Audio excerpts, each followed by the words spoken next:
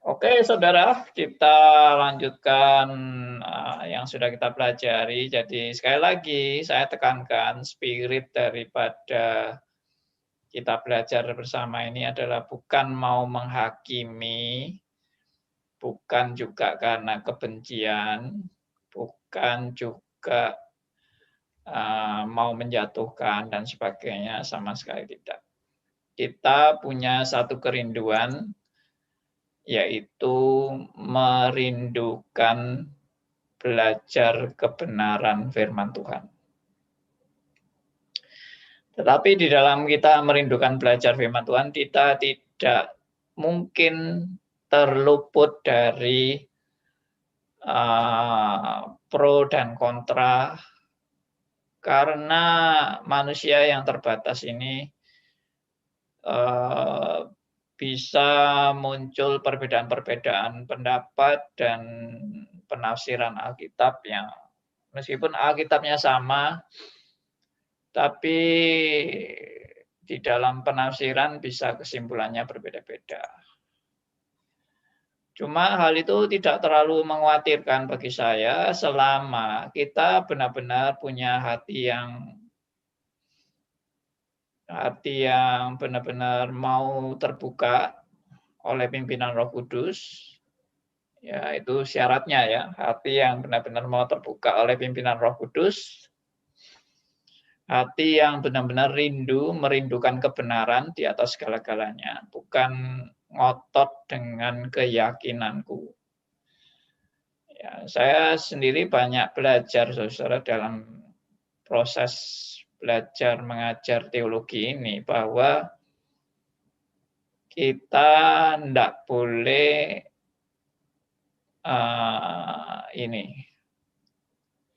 istilahnya nggak mau tahu, pokoknya saya meyakini ini. Nah, itu sikap yang nggak benar itu.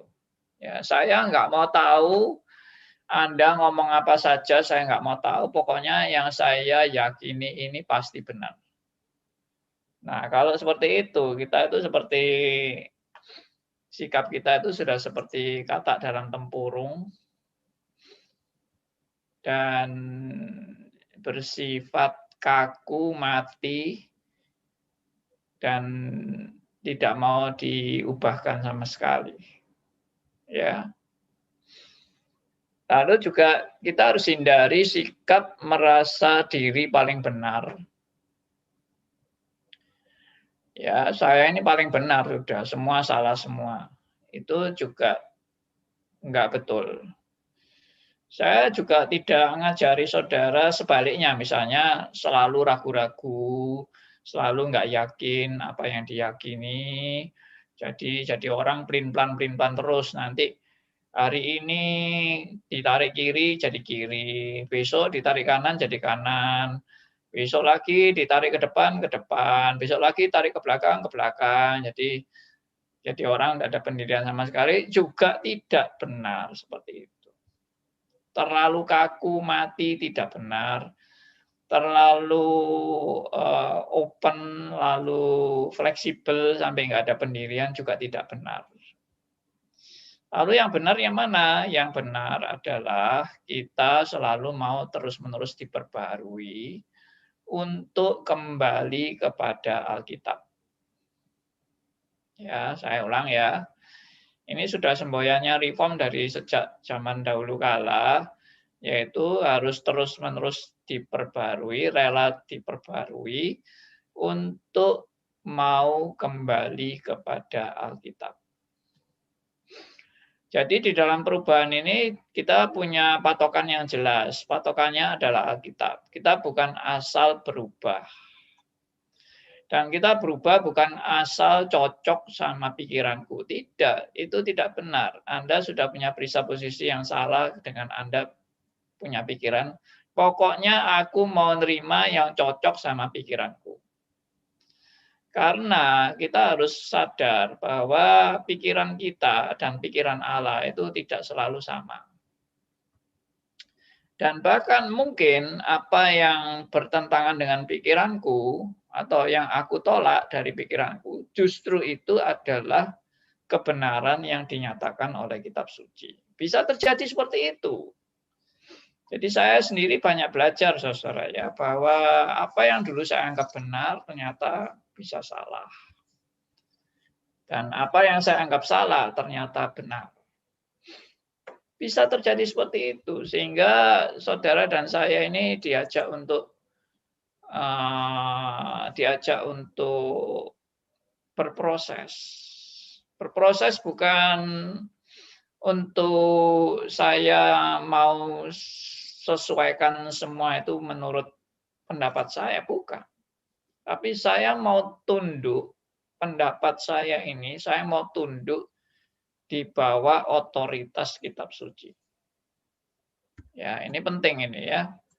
Jadi saya mau bersikap tunduk, pikiran saya di bawah otoritas kitab suci. Jadi kalau ngotot, saya tidak mau dengar. Pokoknya apa yang saya yakini, itulah menjadi pegangan saya. Saya tidak mau berubah. Saya sudah paling benar. Nah, itu sudah kayak gitu, itu orang kaku mati, sudah nggak ada lagi yang bagi dia sudah tidak perlu lagi ada perubahan dalam hidupnya dia. Karena dia sudah anggap dia paling benar. Itu yang tadi saya bilang seperti kata dalam tempurung. Sikap-sikap seperti itu harus dihindari karena kita harus sadar bahwa pengetahuan kita ini masih terbatas. Pengetahuan kita belum sampai kepada titik kesempurnaan. Jadi ya belajarlah bahwa saya ini masih bisa salah, iya kan? Siapa orang yang nggak bisa salah? Saya ini masih bisa salah. Tapi kalau Anda menuduh orang lain terus yang salah dan Anda yang tidak salah, ya itu juga salah juga. Tapi di dalam argumentasi akhirnya saling salah menyalahkan, saya tidak anjurkan perdebatan seperti itu. Yang saya anjurkan adalah mari melihat Alkitab bersama-sama. Sudah, itu poinnya. Kalau Anda dan saya berbeda pendapat, mari kita lihat Alkitab bersama-sama. Mari kita menafsirkan ayat bersama-sama. Mari kita teliti bagaimana menafsirkan ayat dengan bertanggung jawab. Tadi pagi di pagi atau kemarin ya, saya membahas tentang bagaimana menafsirkan Alkitab. Ya, tentang Musa yang menasehati Allah. Ya, dan ternyata Musa berhasil menasehati Allah. Kalau kita lihat dari teks ayat-ayat yang kita baca di kitab Keluaran itu, Musa itu berhasil menasihati Allah dan berhasil melunakkan hati Allah. Ya, jadi Musa itu luar biasa sekali sehingga gara-gara nasihat Allah, Allah itu insyaf akan kesalahan Allah.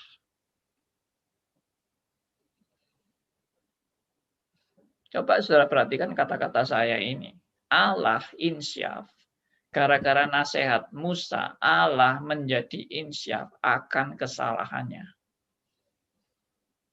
Ini semua kata-kata yang kalau saudara menerima dan saudara amini bahwa Musa itu begitu hebat sehingga bisa menjadi penasihat Allah dan saudara amini kebenaran, saudara amini berita itu sebagai kebenaran. Ya terus terang saja saya menilai Anda itu tidak punya tidak punya kerangka berpikir yang solid di dalam Anda menafsirkan ayat-ayat kitab suci. Karena dasar pijak Anda, saya bukan menghakimi, tapi ini adalah suatu ilmu belajar ya. Sekarang misalnya orang bilang, apa ini, bumi itu datar, misalnya begitu. Ya kita tahulah orang yang bilang bumi itu datar, orang itu pengetahuannya sampai di mana, ya, cara berpikirnya bagaimana, sampai menganalisa bumi itu datar. Lalu kalau orang berkata bahwa dalam perhitungan misalnya 3 tambah 3 itu sama dengan 12 misalnya begitu. Ya kita sudah tahu lah orang seperti ini itu pasti ngawur ya. 3 tambah 3 kok sama dengan 12 itu bagaimana. Ya. Jadi udah nggak benar gitu loh. Udah nggak benar. Jadi dalam hal ini kita berpikir yang wise, yang bijak, berpikir yang seturut dengan apa yang Tuhan mau ajarkan kepada kita semua. Oke, ya, saya harap seperti yang Senin lalu saya bicara bahwa kita ini punya Alkitab yang sama, kita punya Allah yang kita sembah yang juga sama, dan kita juga dipimpin oleh Roh Kudus yang sama. Itulah yang menjadi pengharapan bahwa diskusi-diskusi semacam ini kita masih bisa dipersatukan. Kecuali ada orang yang memang tidak mau dipimpin Roh Kudus, keras hati, merasa diri paling benar, sudah tidak mau berubah lagi, ya, dan menganggap diskusi-diskusi ini sudah tidak ada gunanya, seperti sampah, itu dianggap seperti sampah, ya selesai sudah, ya finish. Kalau sudah seperti itu, ya, lalu juga tidak ada jaminan orang yang sudah S3 pasti lebih benar dari S0. Ya, ini saya sengaja mengekstrimkan ya. Maksud saya bukan mau menghina orang S3, tidak. Tapi Anda jangan terkecoh kalau orang itu sudah pakai S3, pasti lebih benar dari S0. Demikian juga waktu kemarin kita menyimpulkan tentang Musa ya, lalu Allah menyesal dan sebagainya.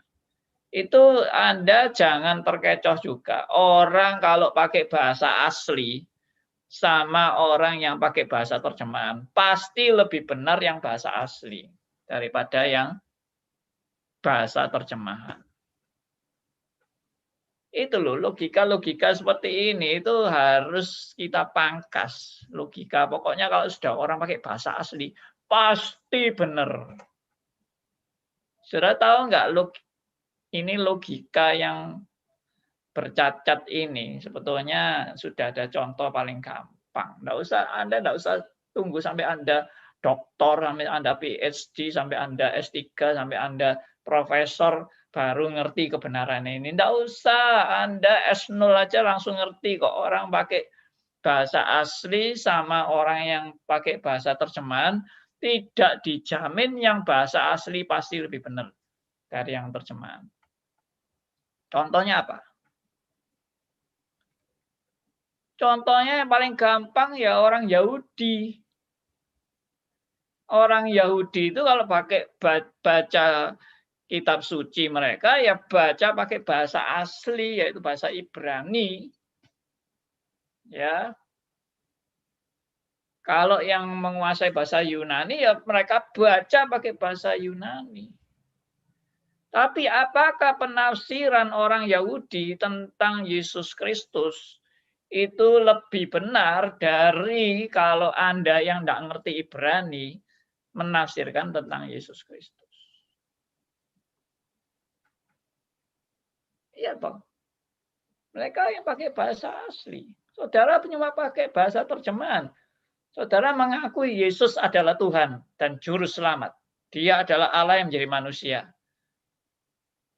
Itulah Yesus Kristus. Sedangkan orang Yahudi yang ikut Yudaisme dan memegang Taurat, Alkitab, Perjanjian Lama, mereka mengatakan bahwa Yesus itu bukan Mesias yang ditunggu-tunggu. Meskipun mereka punya bahasa asli. Ya, meskipun Alkitab mereka Alkitab keturunan dari zamannya Musa, Yosua, ya sampai raja-raja, sampai Yesaya, Yeremia, apa segala macam itu. Itu Alkitab mereka. Tapi bagaimana mereka menerima Yesus sebagai Tuhan dan Juru Selamat? Mereka nggak mau. Nah itu, ini contoh bodoh-bodohan. Menurut saya gampang-gampangan maksudnya, bukan bodoh-bodoh. Gampang-gampangan aja bahwa orang yang ngerti bahasa asli itu nggak dijamin pasti lebih benar. Kemarin waktu membahas mengenai antropomorfis, ya toh. Dalam Alkitab tuh ditulis Allah menyesal. Tapi menyesal ini bukan bahasa asli justru. Kalau kita mau teliti sampai ke bahasa aslinya, penekanan dari Allah menyesal itu bukan menyesal. Yang benar itu bukan Allah menyesal. Yang benar itu apa? Allah bertobat. Itu yang benar. Bahasa Inggris lebih tepat terjemahannya. Yaitu pakai repent. Repented. Bertobat. Lah kalau ini mau diterjemahkan secara hurufiah sampai ke bahasa aslinya, Allah itu ternyata saudara-saudara sungguh-sungguh Allah itu bertobat, bahkan bertobat dari kejahatan yang dia pikirkan. Berarti kalau kita mau hurufiah, kita bisa menyimpulkan Allah itu bisa punya pikiran jahat dan di dalam dia berpikiran jahat, Allah bertobat. Ini pakai bahasa asli. Saudara mau bangga apa dengan bahasa asli Anda kalau hanya penafsiran secara model tekstual? Akhirnya kacau kan kesimpulannya, Allah bisa bertobat, Allah bisa pendiriannya berubah, Allah bisa punya pikiran jahat tadinya. Atau tadi kalau kita lihat Musa itu Allah perlu dinasihati Musa supaya Allah juga akhirnya bertobat dari rencana jahatnya. Tuh, bagaimana itu? Itu semua tafsiran pakai bahasa asli dan tekstual.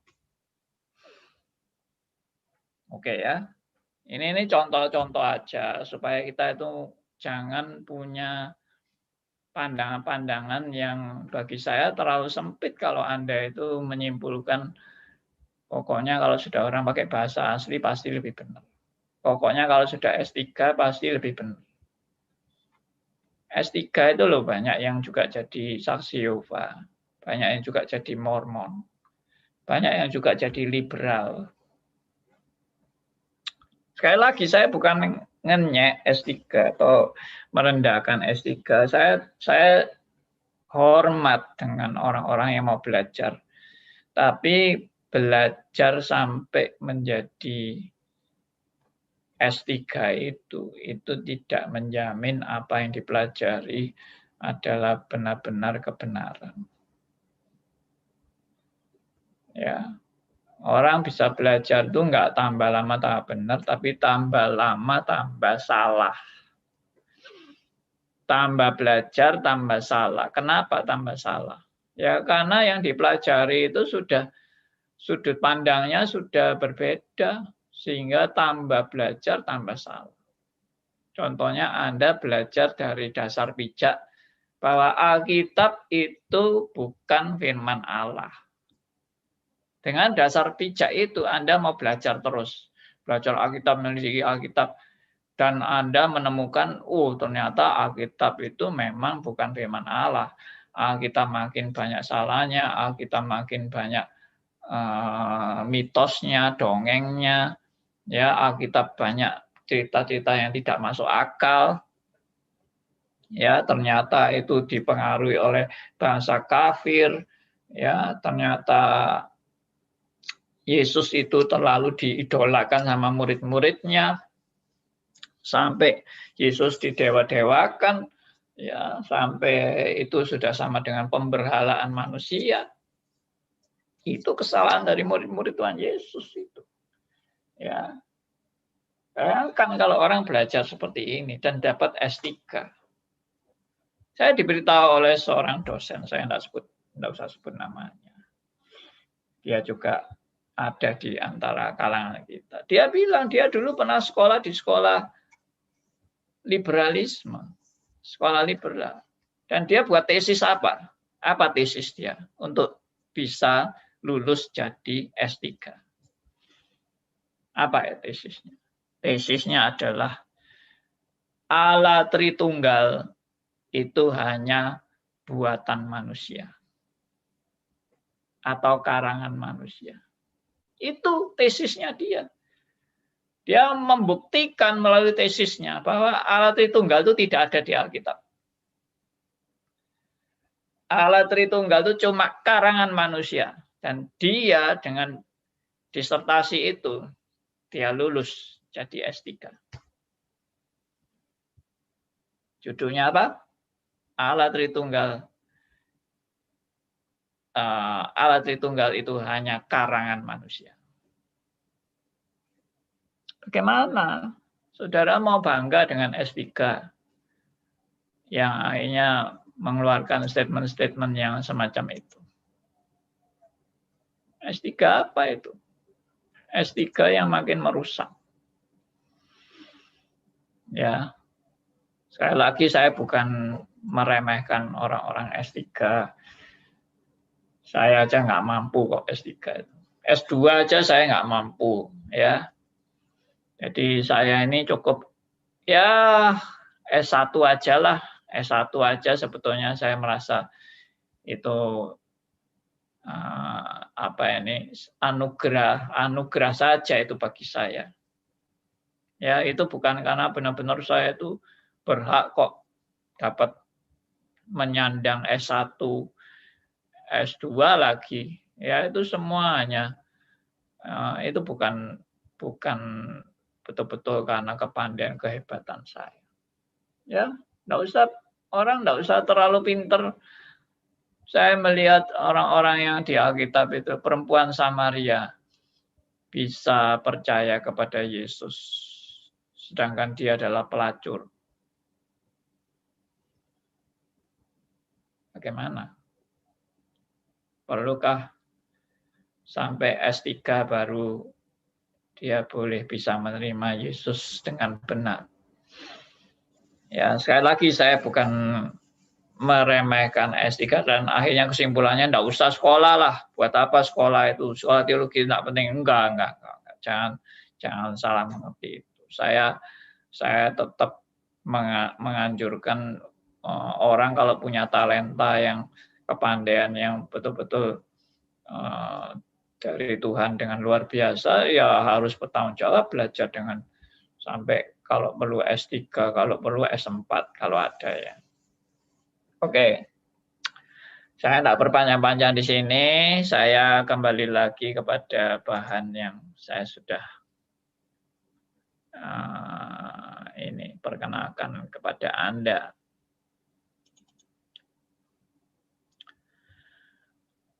Oke, ini ya. Ini kan yang sudah saya paparkan yang lalu.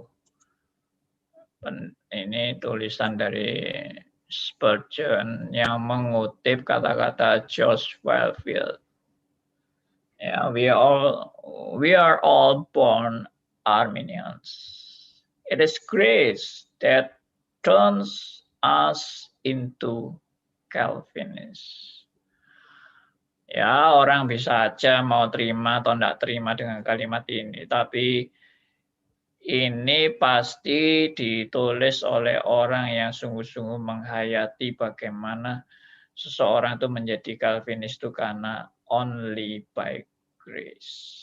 Bukan karena kepandaiannya, bukan karena jeniusnya dia, sama sekali tidak. Benar ini. Saya pun juga merasakan itu, bahwa saya sampai bisa menjadi seorang Calvinis ini bukan karena kepandaian saya dan bukan karena kemampuan saya dan bukan karena bakat natural saya, semua adalah only by grace. Oke, saya lanjutkan. Jadi saya sudah membahas mengenai 5 point of Arminianism, ya. 5 point of Arminianism. Jadi sebetulnya kalau saudara pernah belajar tulip, jadi sebetulnya yang terkenal itu kan tulipnya, ya. Nah, orang seringkali pikir tulip itu ada duluan, baru setelah ada tulip lalu diserang oleh orang-orang Arminian, ya, pengikut Arminian. Salah, ya. Yang benar itu bukan tulip itu muncul duluan lalu akhirnya diserang oleh orang-orang Armenian, tidak, sama sekali tidak, salah besar. Jadi yang benar itu adalah 5 point of Arminianism ini sudah ada duluan sebelum dilahirkan tulip, ya. Saya juga belum mencatat atau lupa. Saya lupa tentang kapan tulip itu dihasilkan, tapi itu pasti di Synod of Dort. Mungkin sekitar lebih baik saya tidak usah sebut, ya, daripada nanti keliru. Tapi yang pasti 5 point of Arminianism ini dibuat oleh pengikut-pengikut Arminius, ya. Itu setelah Arminius itu meninggal dunia. Arminius itu meninggal tahun 1609. Ya, meninggal. Dan dia meninggal dalam rangka sedang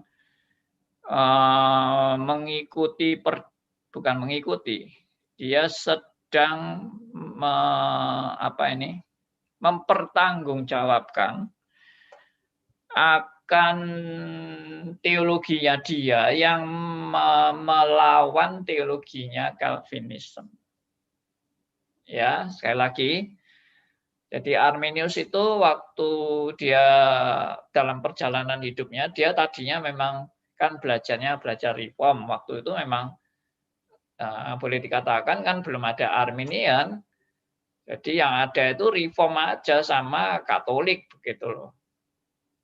Sama ya ajarannya Martin Luther, tapi kan Martin Luther dengan ajaran John Calvin nggak pernah sampai dipertentangkan bagaimana sampai bermusuhan atau sampai apa, enggak. Jadi masyarakat juga tahu bahwa Calvin ini meneruskan perjuangan daripada Martin Luther.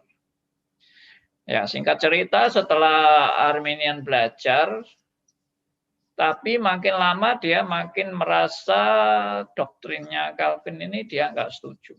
Ini Arminian bukan orang bodoh, ya, dia orang pinter.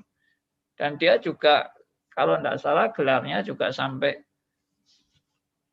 ya saya kurang tahu jelas gelarnya, tapi pasti pinter. Dan bahkan dosen-dosen yang mengajar Arminius ini mengakui kepinteran daripada Arminius. Termasuk orang-orangnya John Calvin seperti Theodor Beza, yang betul-betul mengajarkan Calvinisme dengan begitu ketat. Theodor Beza pun mengakui kepandaian daripada Arminius. Ya. Tapi dia punya pemahaman yang berbeda dengan Calvinism dan dia keberatan dengan ajaran-ajaran dari Theodor Beza itu. Yang bagi Arminius, Theodor Beza itu terlalu ekstrim menekankan kedaulatan Allah, sehingga dia menganggap Allah yang diperkenalkan oleh Theodor Beza itu Allah yang kejam dan Allah yang tidak menghargai kebebasan manusia, ya, Allah yang bahkan dituduh bisa berbuat jahat, merencanakan kejahatan. Nah, itu yang menjadi keberatan bagi Arminius, ya.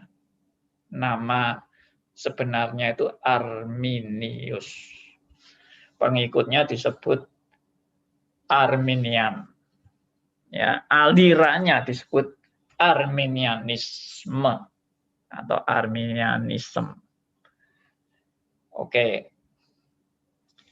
Nah, jadi di tengah-tengah Arminius itu mengadakan mempertanggungjawabkan teologinya di dalam perdebatan dan sidang gereja waktu itu. Tapi ya kedaulatan Tuhan yang menentukan semuanya, akhirnya Arminian belum benar-benar bisa membela teologinya, dia sudah meninggal terlebih dahulu. Karena kondisi tubuhnya memang sangat lemah, dan dia sakit-sakitan, dan dia mungkin juga terlalu capek juga di dalam membela teologinya dia. Ya, dia memang mendapat boleh dikatakan serangan yang sangat dahsyat dari orang-orang reform, dalam pengertian ya memang teologi dia kalau berani menyerang Calvin, ya kamu harus tunjukkan dasar-dasar teologimu, kenapa kamu keberatan dengan Calvin. Ya. Akhirnya dia meninggal tahun 1609. Lalu pengikut-pengikut Arminius ini tidak terima dengan meninggalnya Arminius. Mereka berjuang untuk menegakkan ajaran-ajaran Arminius. Sehingga, nah itulah tahun 1610 dihasilkan 5 Point of Arminianism ini, ya, atau naskah daripada 5 Point of Arminianism ini disebut Remonstran. Dan akhirnya juga kelompok Arminian ini juga disebut sebagai kelompok Remonstran. Ya, itu cerita singkatnya supaya Anda juga clear melihat ini. Jadi ini saya sudah tulis semua dan saya sudah jelaskan yang lalu, saya tidak perlu ulang lagi, nanti terlalu lama kalau bolak-balik. Nanti Anda silakan lihat videonya aja yang menjelaskan 5 Point of Arminianism ini, ya. Oke. Nah, sekarang saya mau,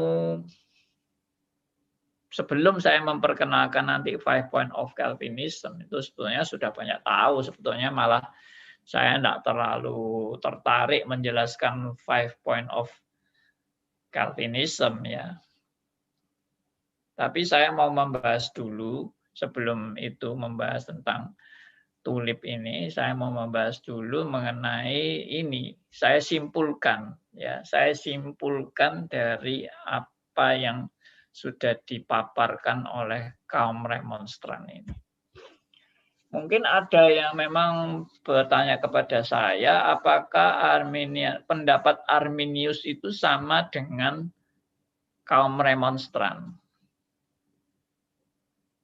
Nah, dalam hal ini saya akui saya bukan peneliti yang sampai sedalam-dalamnya memperhatikan tulisan-tulisan Arminius.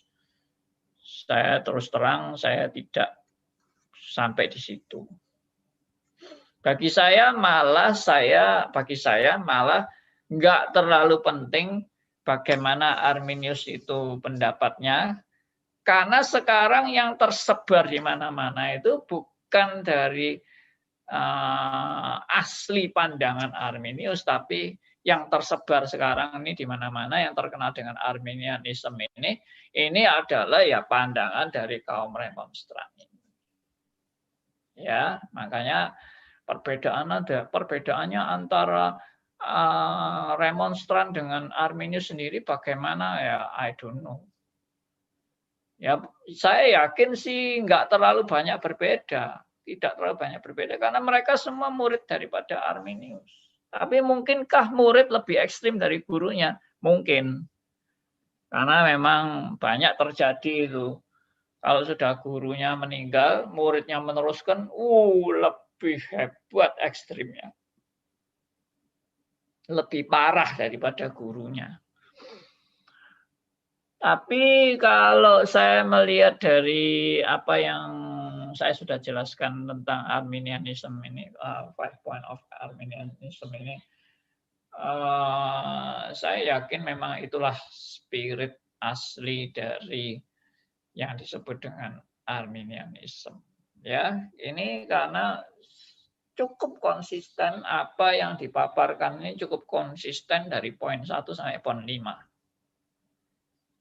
Ya, nah sekarang saya mau menanggapi dan sedikit menyimpulkan cara pandang daripada Arminianisme ini.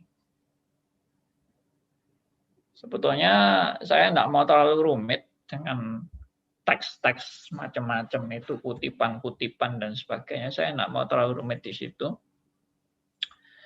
Saya coba mengajak saudara melihat secara sederhana saja. Ya.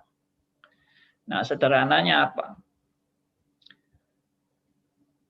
Yang saya amati daripada Arminianisme ini, mereka itu mendapatkan teori-teori ini itu dari pengamatan. Nah, perhatikan ya. Mereka mendapat teori ini itu dari pengamatan secara fenomenal. Perhatikan kata-kata saya ini. Arminian ini menangkap satu kebenaran itu berdasarkan hal yang fenomenal. Fenomenal itu yang nampak di luar. Contohnya begini, ini saya tidak tulis ya, pendapat saya ini saya belum tulis. Tapi mungkin setelah ini nanti saya tulis ya, setelah sesi ini saya tulis. Jadi maksud contohnya begini, fenomenal itu. Jadi kan orang Armin itu kan percaya bahwa yang menentukan saya selamat atau tidak selamat itu adalah keputusan saya. Itu kan. My decision. Saya mau terima Yesus atau menolak Yesus, itu adalah keputusan saya. Bukan ditentukan oleh Allah. Nah, kenapa kok mereka bersikeras dengan pendirian ini? Ya, maaf, saya sendiri dulu orang Arminian dan saya juga bersikeras dengan pendapat bahwa yang menentukan saya selamat atau tidak selamat, ya memang keputusan saya lah.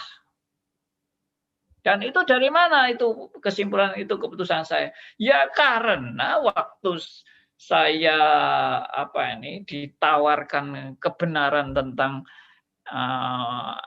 tentang Yesus Kristus ini, saya mau menerima atau saya mau menolak itu terserah saya kan. Betul nggak? Ya betul kan. Ya memang itu semua terserah saya kan. Nah, jadi pandangan Arminianisme ini adalah pandangan yang disimpulkan berdasarkan fenomena. Tapi juga ada ayatnya. Ya, mereka tidak semata-mata fenomena lalu tidak ada ayatnya. Ada ayatnya. Ya, saya juga punya keyakinan seperti itu dulu karena ada ayatnya. Ya, apa ayatnya? Ayatnya yang paling tepat tuh ya Yohanes 3:16. Ya, saudara hafal kan Yohanes 3:16?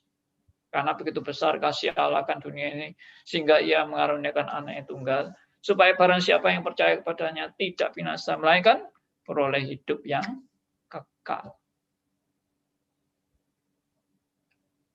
Loh, kok dari kalimat itu kok bisa menentukan kesimpulan Arminianisme, Pak? Loh iya, karena begini, Allah itu kan begitu kasih. Katanya karena begitu besar kasih Allah akan dunia ini. Sehingga Allah itu mengaruniakan anaknya yang tunggal. Dikaruniakan itu memang karunia dari Tuhan. Ya, makanya saya pernah bilang waktu menjelaskan 5 point of Arminianism ini, ada bagian daripada anugerah Tuhan. Yaitu apa anugerah Tuhan itu? Memberikan Yesus Kristus dengan karyanya di kayu salib untuk ditawarkan kepada manusia. Itu anugerah Tuhannya. Anugerah Tuhannya adalah Yesus Kristus datang, Yesus Kristus berkorban, mati di kayu salib untuk menebus ya manusia-manusia yang berdosa ini. Ini mutlak semuanya karya Kristus. Tidak ada andil manusia dalam hal ini. Makanya yang disebut anugerah bagi Arminian adalah ya karya Kristus itu memang betul-betul anugerah. Itu memang only by grace-nya Arminian. Tapi ada tapinya. Anugerah itu Anda mau terima atau tidak, itu terserah Anda. Ini poinnya Arminian itu di situ. Anda mau terima atau tidak anugerah Allah itu terserah Anda. Maka yang menentukan saya mau percaya atau tidak, saya yang menentukan. Yang mau mengambil keputusan saya mau terima Yesus atau tidak, saya yang mengambil keputusan untuk mau terima Yesus atau tidak. Saya. Itu keputusan saya, itu decision saya. Itu hak saya untuk memilih. Ini Arminian. Makanya ayat itu berkata apa?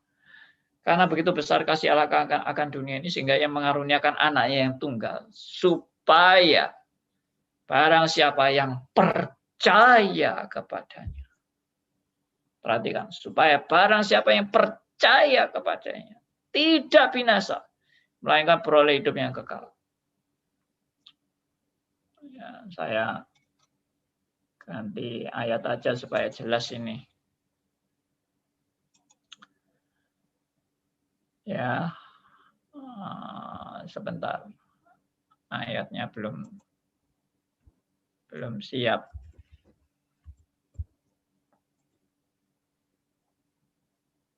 Ini.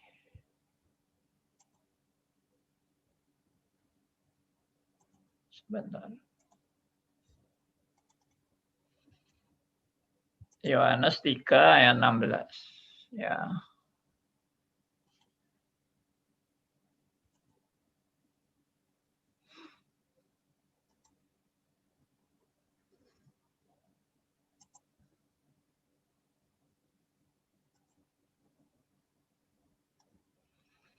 Nah, karena begitu besar kasih Allah akan dunia ini, ya kan? Ini kan sudah jelas ini, karena begitu besar kasih Allah akan dunia ini, sehingga ia telah mengaruniakan anaknya yang tunggal. Ini semua inisiatif dari Allah. Dari kalimat karena begitu besar kasih Allah akan dunia ini, sehingga ia telah mengaruniakan anaknya yang tunggal. Ini semua inisiatif mutlak dari Allah, dan ini adalah anugerahnya. Cuma sehingga ia telah mengaruniakan anak yang tunggal, jadi Tuhan memberikan karunia anak yang tunggal. Sesudah Tuhan memberikan karunia itu atau menawarkan karunia itu, lalu berikutnya apa? Berikutnya adalah supaya setiap orang yang percaya kepadanya tidak binasa. Jadi siapa yang binasa, siapa yang tidak binasa, terserah pada keputusan orang mau percaya atau tidak. Poinnya ini. Poinnya adalah setiap orang yang mau percaya. Jadi yang tidak mau percaya, ya tidak masuk di sini. Ya, setiap orang yang percaya. Oke? Dan ini yang tadi saya maksud dengan fenomenal.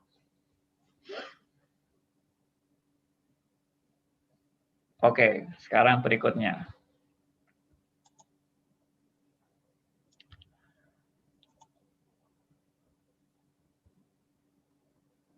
Nanti saya jawab itu poin setelah itu bagaimana, ya. Wah, ini sebentar. Oke. Apakah ada pertanyaan mengenai yang saya jelaskan? Kalau ada yang belum begitu paham atau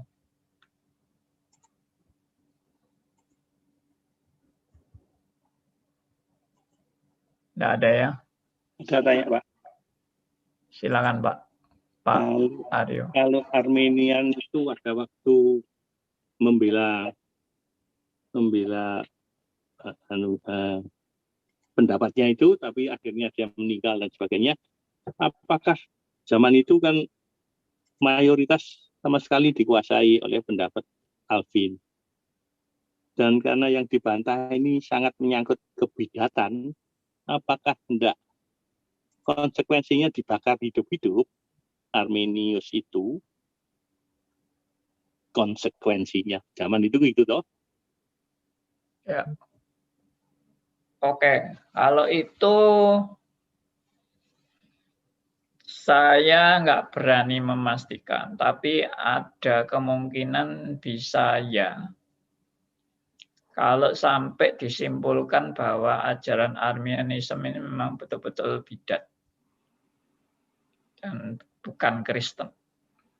Lalu Arminian misalnya ngotot dengan keyakinannya dan kebenaran yang sudah dianggap bidat itu bisa-bisa memang divonis hukuman mati waktu itu. Waktu itu memang gereja begitu berkuasa tapi itu tidak sembarangan ya. Vonis hukuman mati itu tidak sembarangan. Saudara jangan menduga yang kasusnya John Calvin dengan siapa itu namanya yang dihukum mati itu seringkali jadi perdebatan bahwa John Calvin ini orangnya jahat lalu bisa menghukum mati orang dan sebagainya. Tidak seperti itu. Ya, kesimpulannya itu tidak. Berat mana, Pak? Dosanya orang itu dengan dosanya Arminianis ini kalau betul-betul sudah dioncei kayak gitu tuh kira-kira berat mana sama beliau yang apes itu? Itu begini, itu menolak Allah Tritunggal ya, kalau saya nggak salah ingat ya. Menolak Allah Tritunggal dan itu berat. Ya. Kalau sudah menolak Allah Tritunggal berat. Kalau Arminianisme ini kan masih tidak mempermasalahkan Allah Tritunggal sih, tapi tentang ya ini aja penetapan Allah dalam keselamatan itu yang menjadi perdebatan. Oke. Malam, Pak Andi. Ya, Pak Elia. Bagaimana Pak Elia? Saya heran kenapa Pak berhenti di ayat sebab Allah begitu besar kasih Allah bla bla. Kenapa Anda memberikan satu peluang untuk kita masuk bertanya? Ya karena itu pendapatnya Arminian dan dia pakai ayat itu memang untuk menegakkan prinsip ajarannya. Pertanyaan saya, Pak, penulisan satu kalimat itu merupakan firman Tuhan. yang diinspirasikan oleh Roh Kudus bagi si penulis. Kita nggak tahu penulis siapa, begitu ya. Yohanes. Yohanes. Nah, kenapa Yohanes ini memberikan barang siapa? Apakah waktu itu Yohanes seorang Arminian?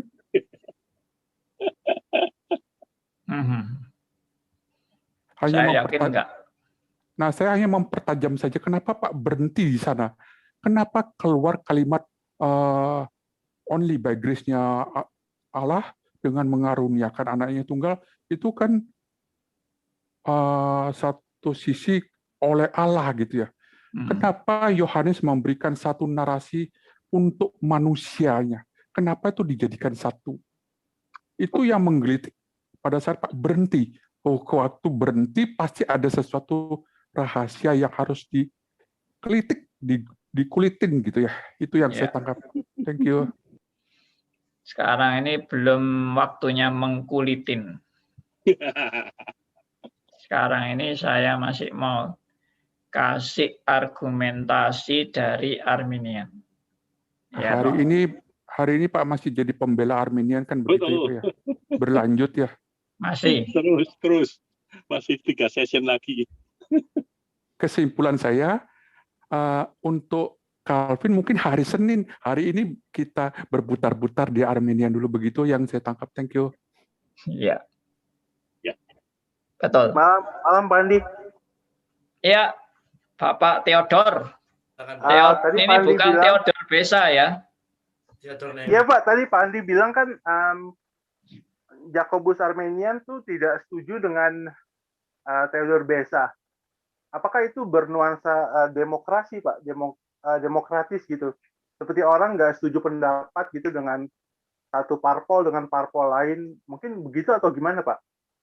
Iya, jadi begini, zaman itu kan zaman baru-barunya muncul teologi reform yang baru ditegakkan, ya kan? Lalu Arminianisme ini kan meragukan itu. Nah, tentunya keraguan terhadap ajaran yang baru ditegakkan itu tentunya perlu dipertanggungjawabkan. Dasar Anda meragukan itu apa? Nah, itulah munculnya memang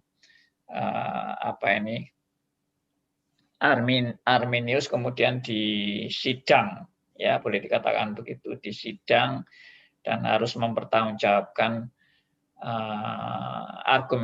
argumen-argumennya dia di dalam dia menolak ajaran daripada ini Calvinisme ini. Ya, jadi menurut saya itu wajar dan memang seharusnya memang begitu. Sampai hari ini pun sebetulnya saya setuju. Setiap kali ada orang mencetuskan ajaran baru, bahkan yang bertentangan dengan ajaran sebelumnya, seharusnya orang itu harus masuk dalam persidangan dan dia diberi kesempatan mempertanggungjawabkan apa yang diyakininya itu sebagai betul-betul kebenaran. Harus dibuktikan bahwa itu betul-betul kebenaran. Nah, sekarang zaman kita ini sudah tidak ada itu, tidak ada sidang-sidangan, sudah semua hamba Tuhan mau bikin kebenaran apapun, dia pokoknya bilang, ini saya dapat dari Tuhan, selesai sudah. Tidak ada sidang-sidangan, tidak ada pertanggungan jawab, ya tidak ada konsili gereja dan sebagainya, tidak ada zaman sekarang ini. Wes karepmu lah. Lu mau pendapat apa, sak sukamu. Ini zaman sekarang. Ya, zaman kacau balau ini. Ya, memang semua ada plus minusnya. Orang yang seperti Arminius itu sampai di sidang itu, waduh kok kelihatannya kok sampai dibegitukan atau kok enggak kasihan sama Arminius, lagi pula dia sedang sakit. Ya, atau terus seperti orang yang dihakimi, ya kita seharusnya penuh dengan kasihan lah dengan dia, jangan sampai dikeroyok gitu atau bagaimana begitu ya. Tapi itu memang amat sangat penting pada waktu itu untuk menegakkan satu ajaran yang harus dipertanggungjawabkan. Sekarang coba lihat zaman sekarang yang enggak usah pakai sidang-sidangan itu. Semua karepe dhewe. Akhirnya jemaat pun bingung, enggak tahu mana yang benar, mana yang salah. Betul enggak? Ya, ada pendeta yang jalan-jalan ke neraka, jalan-jalan ke surga. Ya, amin-amin aja toh. Apa itu perlu dipertanggungjawabkan? Enggak usah dipertanggungjawabkan. Itu haknya pendeta, itu mau ngomong apapun enggak bisa disalahkan. Ya seperti itu.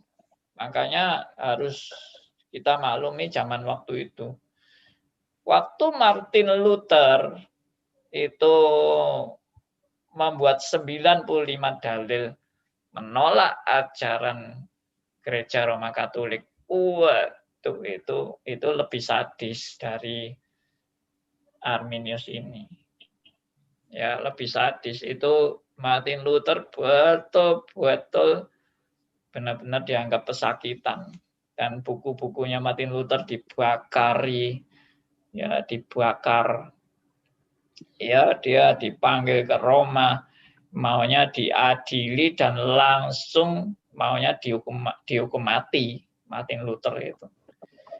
Tapi kedaulatan Tuhan masih melindungi Martin Luther dan akhirnya membuat Martin Luther diselamatkan oleh beberapa raja Jerman yang juga tidak setuju dengan keputusan Roma Katolik yang mau menghakimi Martin Luther. Akhirnya raja-raja Jerman berpihak kepada Martin Luther dan menculik Martin Luther sampai nggak jadi ke Roma, ya, untuk diadili di sana. Diculik itu. Caranya menyelamatkan Martin Luther adalah diculik. Dalam perjalanan menuju ke Roma itu, Martin Luther diculik oleh penyelamatnya. Ya, akhirnya disembunyikan dan tentara Romawi mau mencari Martin Luther tidak ketemu karena disembunyikan oleh Raja Jerman. Itu wah tegang itu. Ya. Oke. Pak Di, sorry. Saya masuk sedikit ya. Tadi saya sudah buat tulisan pertanyaan, sudah kirim ke WA. Ya. Tapi saya tunggu kok belum ada kiriman dari WA kepada ini, makanya saya masuk. Poinnya saya adalah pertanyaan itu tidak relevan dengan pembahasan.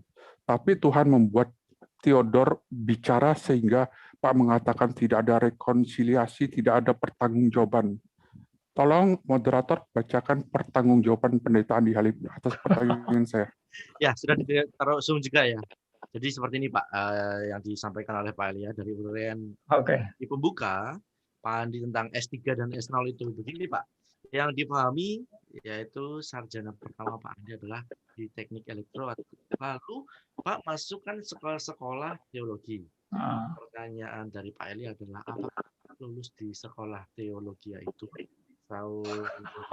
Saya kalau Pak lulus maka gelar S itu kan harusnya S2 ya. Intermezzo aja ini bahwa guru kita yaitu Andi adalah S2 alias lulusan sekolah teologi ya, sehingga pengajian Pak Andi punya dasar yang sah secara akademis.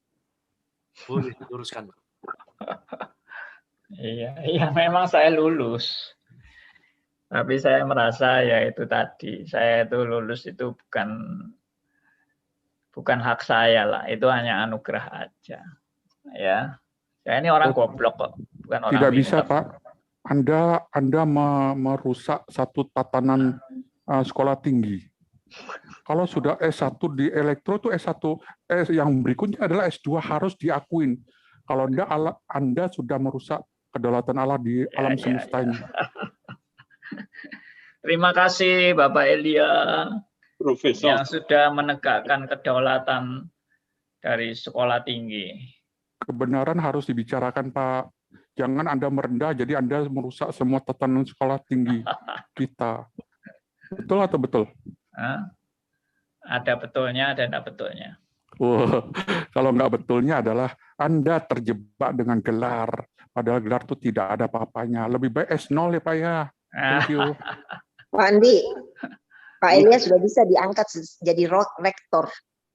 Oh iya. Ini ternyata ada bakat-bakat ini Pak Elia ini. Tidak Cik Kwili, tidak Pandi. Saya tiba-tiba aja disuruh oleh satu roh untuk berbicara kebenaran. Kalau saya tidak mengamatin, saya tidak tahu ini satu kesalahan yang akan terus dibawa oleh pendeta Andi Halim, padahal dia adalah S2. Gitu loh. Nah, karena S2 adalah memberikan satu ini loh yang bicara S2 loh. Kamu mau nentang dia, kamu S berapa? Aku S0. Kamu kalah dengan S2 walaupun betul S0 pun kalau mendapat pencerahan dan S2 tidak mendapatkan iluminasi, ya kalah juga S2 kan gitu. Nah, ini contohnya.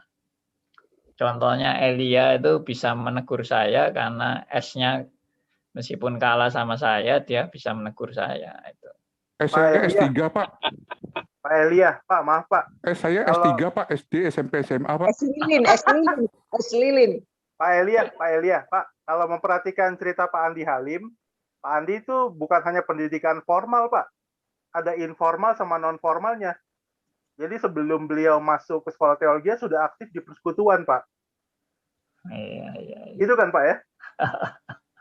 Wah, hari ini banyak pembela Pak. Gimana nih? Ini bukan banyak pembela, banyak pengamat.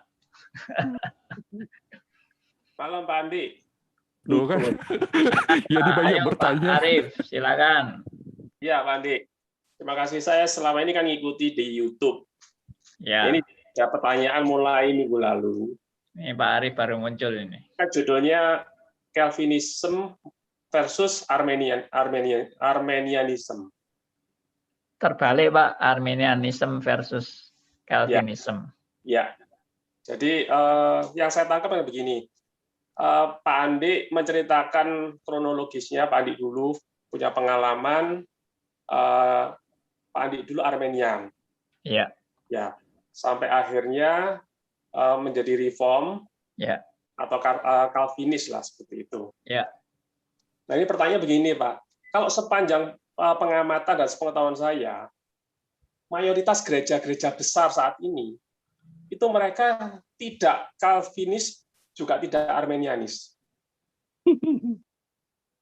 Karena mereka mengatakan bahwa kalau kami ini condong ke Calvin, maka kami seolah-olah tidak menghargai free will. Ya, kalau terlalu Armenianis berarti saya takutnya menjadi terlalu legalisme, begitu. Jadi mereka ada di tengah-tengah sekarang ini mayoritas. Mereka mengatakan bahwa saya ini penganut dispensasionalis, begitu. Menurut Pak bagaimana? Kan memang mayoritas kenyataannya yang saya tahu, karena saya juga lihat buku-bukunya, pengajaran mereka tidak mengatakan bahwa saya Armenianis atau saya Calvinis, begitu. Jadi mereka selalu mengambil, saya tidak mau masuk ke situ. Itu sah dan ada di dalam buku-buku pengajaran mereka. Kebanyakan di gereja karismatik saat ini seperti itu, Pak. Ya. Iya. Menurut Bapak bagaimana ini ya? Oke, bagus. Seperti ini, Pak. Saya jawab singkat aja. Memang banyak aliran-aliran yang tidak mengakui tentang Arminian, tentang Calvin, tapi dia bikin aliran lagi yang sendiri gitu. Bikin aliran tersendiri. Tapi aliran tersendiri ini saya melihat justru tidak konsisten baik dari Calvinis maupun Arminian. Justru banyak hal-hal yang malah istilahnya tambah kabur gitu loh. Tambah kabur. Kamu ini Arminian juga tidak, Calvin juga tidak, Alkitab pun juga tidak. Waduh. Ya, karena maunya kan ya saya pokoknya mau yang benar gitu loh. Mau yang benar. Mau yang benar itu ya ndak Calvin, ndak Arminian, dan ngakunya kan saya Alkitabiah. Ya, betul. Tapi Alkitabiah itu pun tidak Alkitabiah. Karena saya melihat seperti dispensasionalisme itu juga sangat banyak kelemahannya secara teologis. Bahkan tidak menjadi suatu pemahaman yang bisa dianggap cukup solid. Ya maaf kalau saya menilai seperti itu. Karena boleh dikatakan aliran besar sekarang ini ya Arminianism dan Calvinism. Itu aliran besar. Yang lain-lain tuh ya dianggap kembangan sendirilah yang bukan menjadi suatu aliran yang besar atau yang diakui sedunia begitu. Enggak juga. Malam Andi, ikut nimbrung nggak apa-apa Andi ya? Silakan Pak Liman. Menurut saya Pak Andi, yang saya amati Pak gereja sekarang nih Pak, seperti kelenteng Pak. Saya dulu kan ketuanya kelenteng Jagalan Pak. Itu tiap kelenteng itu mempunyai keistimewaan Pak. Seperti kelenteng Tuban itu istimewanya cari pekerjaan Pak. Kelenteng Jombang itu istimewanya cari jodoh. Kelenteng di Kampung Doko itu kesembuhan. Kalau saya lihat sekarang fenomena itu tepat sekali di gereja Pak. Dan saya sudah amati Pak, saya sudah masuk di mana gereja-gereja karismatik yang dia tidak tahu bahwa saya reform Pak. Tapi dalam rapat-rapat gereja karismatik yang saya masuk, dia tidak tahu. Itu kalau rapat itu dia bukan berdasarkan aliran, tapi berdasarkan pemasaran, Pak. Yang mana yang laku saat ini? Yang disenangi orang itu apa gitu? Bukan masalah Alkitab, bukan masalah apa, pemasaran, Pak. Jadi persis seperti perusahaan. Sekarang ini zamannya roh, bahasa roh. Nah, itu dia di gereja satu ditekankan bahasa roh. Satu tidak terima. Gereja karismatik yang besar. Ini mesti harus ada nubuat ditekankan. Jadi ada segmen pasar-pasar tertentu, Pak. Sehingga semua itu dihubung-hubungkan ujung-ujungnya duit, Pak. Itu yang saya amati, Pak. Jadi tidak ada aliran apa-apa dari karismatik, Pak. Ini saya betul-betul terjun di dalam lapangan yang saya lihat sendiri, Pak. Itu menurut saya. Teman-teman, kata Pak Andi pengamat, kata saya kepada Pak Liman adalah penyusup. Dia bisa sampai masuk ke rapat-rapatnya orang. Wah, luar biasa penyusupan untuk mengetahui ini gereja berorientasi kemana. Pak, silakan menanggapi Pak Liman. Thank you. Intermezzo ya. Iya. Itu ya memang saya pernah menggambarkan gereja itu seperti restoran. Ya, kalau Pak Liman tadi bilang seperti kelenteng. Kalau saya sih menggambarkan seperti restoran. Jadi Anda itu seleranya apa? Kalau seleranya pangsit mie, ada khusus restoran pangsit mie. Seleranya apa? Ya bakwan, ada bakwan, ya toh. Jadi semua orang mau pilih gereja tergantung seleranya. Ya, kamu mau suka apa? Rujak.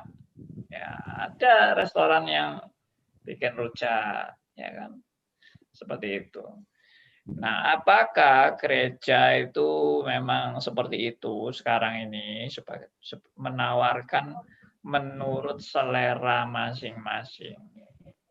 Ya, kalau memang seperti itu, tidak bisa disalahkan. Orang yang senang pangsit mie sama orang yang senang rujak. Saya mau tanya, lebih benar mana, pangsit mie atau rujak? Benar Pak, dari benar semua Pak, selera Pak. Tidak ada yang benar. Karena apa? Karena itu selera. Selera itu tidak bisa disalahkan. Anda mau yang satu senang rujak, satu senang pangsit mie, tidak bisa dikatakan pangsit mie lebih benar dari rujak atau rujak lebih benar dari pangsit mie. Tetapi ini saya mau tegaskan. Masalah gereja bukan masalah selera. Masalah gereja itu adalah masalah ajaran, dan ajaran itu adalah doktrin. Itu.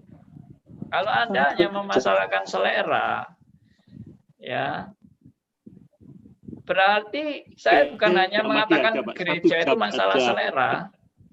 Ya maaf, saya bukan hanya mengatakan gereja itu hanya gereja yang masalah selera. Tidak, semua agama itu masalah selera.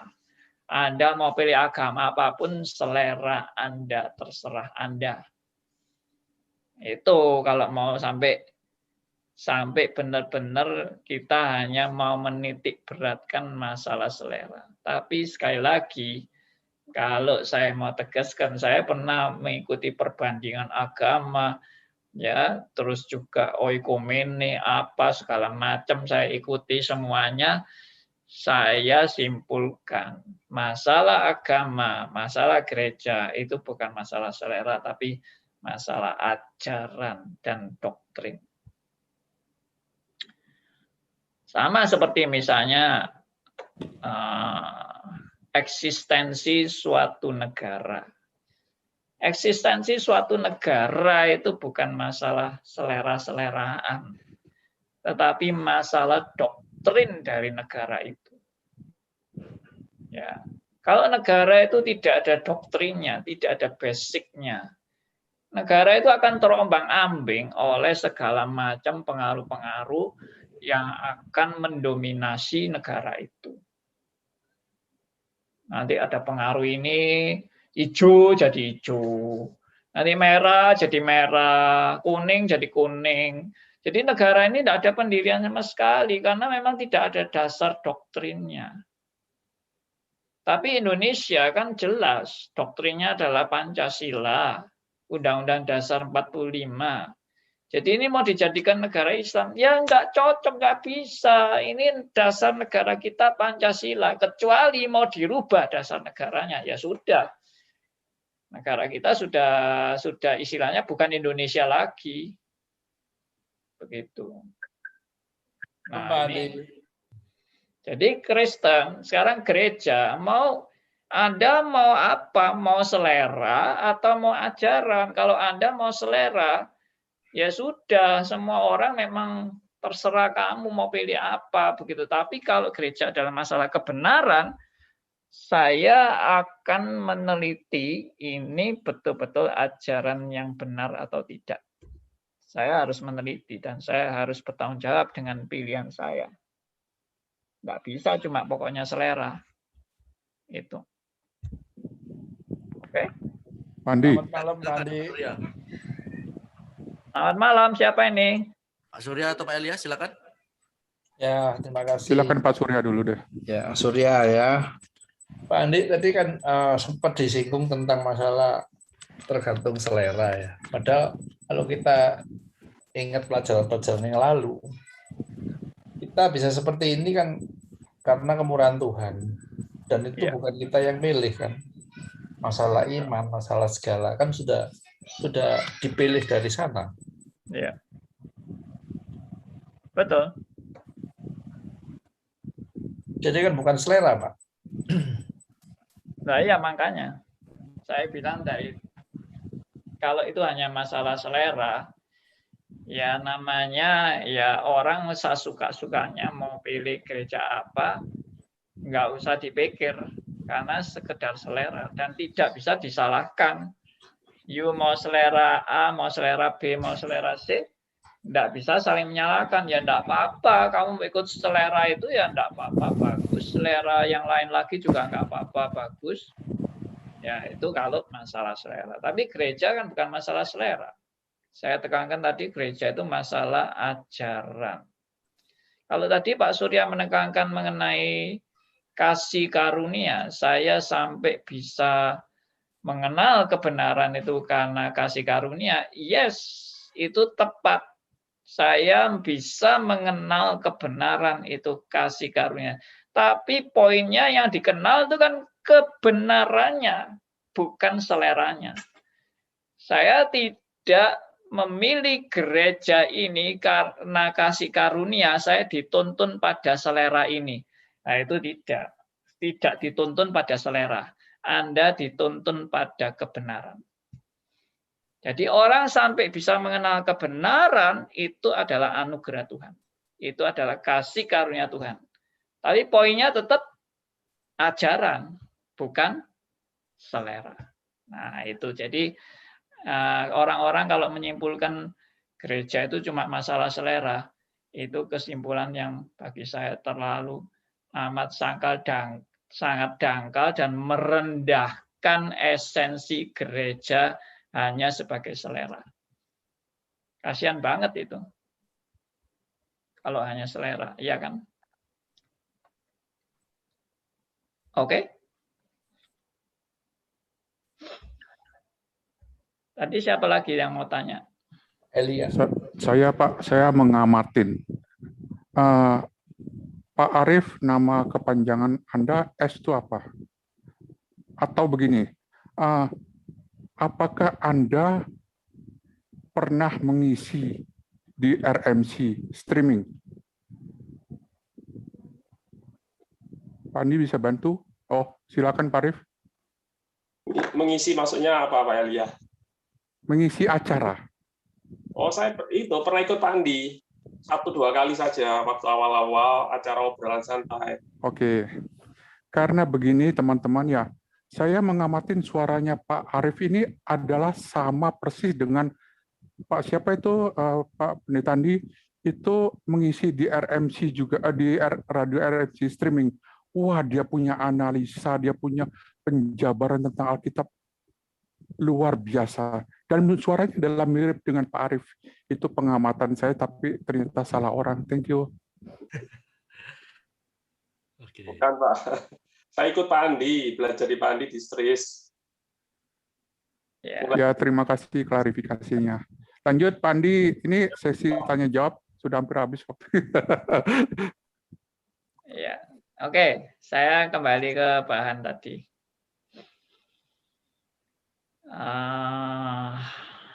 Sebentar, ini mana tadi?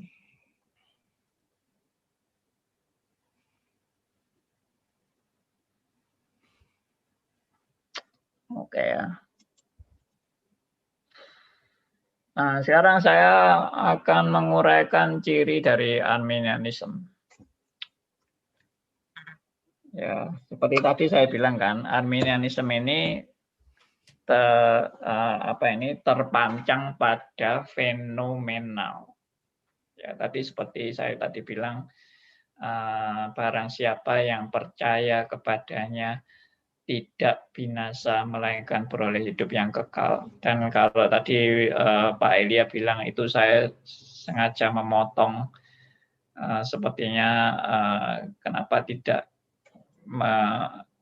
kenapa memberi kesempatan seolah-olah ada antara teosentris dan antroposentris bergabung di situ ya. Ya, itu memang justru yang menjadi pegangan dari Arminianism tentang yang membuat saya selamat itu adalah karena pilihan saya, bukan karena Tuhan yang menentukan. Oke, ini perhatikan. Jadi Arminianism itu juga menekankan yang namanya cooperation. Ini saya sudah jelaskan sedikit ini pada hari Senin yang lalu. Tapi saya mau uraikan lagi. Jadi penekanannya kepada kerjasama. Kerjasama. Antara manusia dengan Allah itu ada kerjasama. Tapi kerjasamanya kalau kita teliti menurut versi Arminianism ini, kerjasamanya itu sebetulnya bukan 50-50. Saudara coba perhatikan ya. Tapi ini memang nggak bisa diukur. Berapa persen nggak bisa diukur. Mungkin juga sih 50-50, tapi coba kita lihatlah bagaimana yang dimaksud dengan kerjasama ya. Saya uraikan. Jadi manusia mencari Allah dan Allah mencari manusia. Tapi bagaimana manusia mencari Allah dan Allah mencari manusia? Nah, ini saya uraikan. Jadi Allah yang dimaksud Allah mencari manusia menurut Arminianism adalah Allah itu menawarkan jalan keselamatan kepada manusia. Bagaimana menawarkan jalan keselamatan? Ya, dengan cara Tuhan Yesus datang ke dunia menjadi sama dengan manusia dan melaksanakan jalan salib ya sebagai korban menggantikan umat manusia. Itulah cara Allah yang disebut dengan Allah mencari manusia itu, ya itulah Allah sudah mau menjadi manusia dan mau berkorban menggantikan manusia yang seharusnya dihukum. Yesus menjalani semua itu, dan itulah yang disebut sebagai anugerah kan, yang tadi saya bilang itu. Lalu yang kedua, Allah mencari manusia dengan cara apa? Yaitu dengan cara memberi modal atau kemampuan kepada manusia untuk percaya. Ya, mungkin kalimatnya lebih baik saya ikuti, ini ada yang tertulis, yaitu Allah memberikan kemampuan memberi kemampuan untuk percaya. Ya, Allah itu memberikan kemampuan untuk percaya kepada semua manusia. Jadi semua manusia ini sudah punya modal untuk bisa percaya kepada Sang Juru Selamat. Ini menurut Arminianism. Ini bukan karangan saya loh ya. Saudara kalau mau meneliti apa yang saya katakan ini, silakan cari artikel-artikel semua yang menjelaskan tentang Arminianism. Ya, dan buku-buku yang menjelaskan Arminianism, nanti Anda pasti ketemu ini. Dua hal ini yang datang dari Allah, yaitu pertama, karya keselamatan dalam Yesus Kristus. Yang kedua, memberikan modal atau kemampuan manusia untuk bisa percaya. Ya, modal ini diberikan kepada semua manusia. Modal untuk bisa percaya ini diberikan kepada semua manusia secara sama rata. Nah, dengan perkataan lain, ya, DPL itu perkataan lain. Dengan perkataan lain, Allah menantikan respon dari manusia. Setelah Allah memberikan jalan keselamatan ini, menawarkan jalan keselamatan ini, dan setelah Allah mengutus Yesus Kristus dan berkorban, lalu Allah menawarkan jalan keselamatan ini kepada manusia dan memberikan kemampuan kepada manusia untuk bisa percaya. Ya, setelah Allah memberikan semua itu, lalu Allah tinggal apa? Tinggal menanti respon dari manusia. Artinya manusia ini mau terima atau enggak tawaran daripada Allah. Jadi Allah itu sekarang ini hanya menunggu saja siapa manusia yang mau menerima tawaran dari Allah. Jadi panggilan Allah itu adalah panggilan untuk semua manusia juga. Hai manusia, aku semua sudah menyediakan korban yang merupakan korban yang sempurna untuk membayar segala hutang-hutang kamu. Ya, sekarang saya tawarkan kepada kamu, kamu mau percaya atau tidak? Aku tunggu keputusanmu.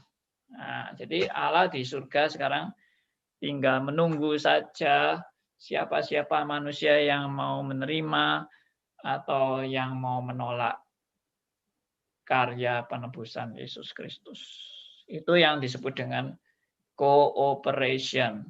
Saya berhenti sampai di sini karena sudah jam 9. Jadi belum selesai penjelasan saya tentang ciri Arminianisme. Jadi mohon maaf, belum selesai. Ya, mungkin saya berikan ya 1-2 menit kalau ada yang masih mau bertanya yang belum jelas, silakan. Silakan. Kalau tidak ada ya berarti sudah selesai. Kita lanjut nanti hari Senin lagi ya. Ya. Baik. Oke. Oke, tadi sudah penjelasan yang dipaparkan Pak Andi Halim ya, masih di ciri dari Arminianism, dan sekali lagi kita harus punya spirit bukan untuk menghakimi, tapi kita juga sama-sama belajar lebih lagi. Baik, Pak Andi Halim, kita akan tutup di hari ini. Ya. Silakan, Pak. Oke, saya minta ini ya, tolong Pak Arief deh pimpin kita doa penutup. Ya, Bapak, kami bersyukur kepadamu karena pada malam hari ini kami boleh belajar satu lagi tentang Arminianism versus Calvinism. Saya percaya bahwa apa yang telah kami terima kiranya boleh menjadi bekal bagi setiap kami untuk kami semakin teguh berpegang kepada ajaran yang sehat. Kiranya Tuhan terus meneguhkan kami sehingga kami boleh memiliki semangat untuk terus belajar. Ya. Kami berdoa juga khusus untuk Pak Andi Halim, kiranya Tuhan memberikan kesehatan, memberikan kekuatan, terus Tuhan tambahkan hikmat dan semangat untuk terus berbagi kepada setiap kami, akan lebih luas lagi kepada lebih banyak orang lagi, sehingga nama Tuhan dipermuliakan lewat kehidupan dan pelayanan Bapak Andi Halim. Terima kasih Bapak di surga. Di dalam nama Tuhan Yesus kami sudah berdoa dan mengucap syukur. Amin.